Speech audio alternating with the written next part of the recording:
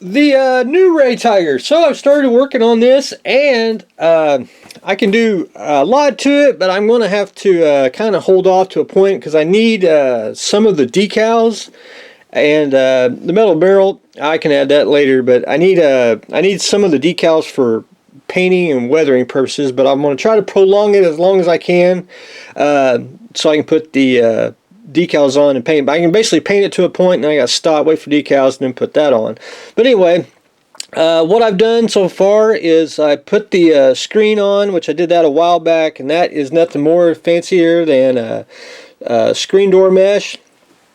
I just glued down with MEK, and then I took a styrene strip and basically made a frame. Now you can see, now it's got molded on detail, which is kind of a little of a hindrance, but it works out just fine. This is basically, I call it the old school method, making the frame out of styrene strip. And I just took two different sizes, made the framework, and you can see it's uneven. I got to trim it to shape, and then I'll just take my little Mr. Sanding stick here, and then we'll sand it down. I get it flush. Now, if it's uneven or doesn't look like it's joined together, once I get to the weathering phase, I'm going to take, and I probably don't. Well, let's just take, for example, here. Oh, come on. I'll take like a powder, and then I'll sprinkle it on here. Just give it a little, not texture, but like little earth debris that fell on top of the tank. Because I like a tank that's good and dirty and worn. I don't like them when they're clean. I just think they, I don't like them factory finish. I like them a little more battle worn, if you will. But anyway, I started working on the frame, just got a little more to do on that, and I will have that accomplished.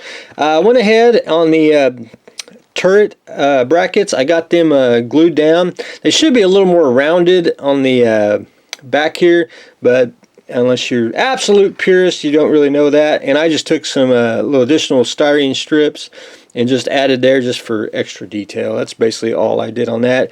And that's pretty much all I'm going to do. I'm going to knock the edges off with the sanding stick just to get them a little more not too square looking, and be good to go on that. I got to go back to the parts box. I didn't know it, but on Whitman's Tiger, he actually had a shovel, I guess, right here. So I'm going to have to go dig out I got to remember to go get the shovel and tack that down. But anyway, that is where I'm on that. I'm basically almost ready to paint the Tiger Yellow. That's what I call it. It's like I want to call it Tiger Ochre or something like that.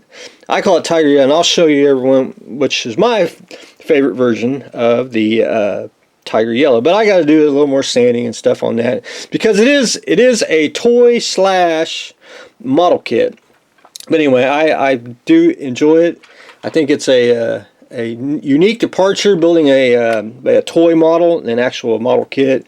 You just actually, I think, it's different from everyone else. The track, I took the track off.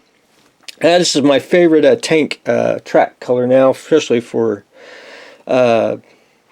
good worn tracks. That's Dark Tracks by MOMIG. And I went ahead and airbrushed them on. I don't know if you can actually see it. I actually left some of the light brown that was on the original vinyl track color too. To just give it a little more different color variation on there. Did it on the same way on that one. And now what I'm going to do is I'm probably going to do a couple washes, and it's going to be just heavily dry brush to get the metal chips on here, just on each of the edges, just to get it good and worn. And then what I want to do first is, after I get the track done, especially put a wash on it, I'm going to paint the road wheels and then put the track on, and then I can paint everything else. And if I get a little paint on the track, don't matter, because you can when you do more washes and filters and pigments, you can dirty the track even more. Just more you can do to the new Ray Tiger. So that's what I got going on that today. The Warbird, I'm just about getting real close to finish it. I went ahead and took Tamiya Field Gray, which I think is pretty darn close to the studio model color of the warbird itself, which they use multiple colors, but from a distance, you know, it looks pretty darn slick. I don't know if you can actually see it, but the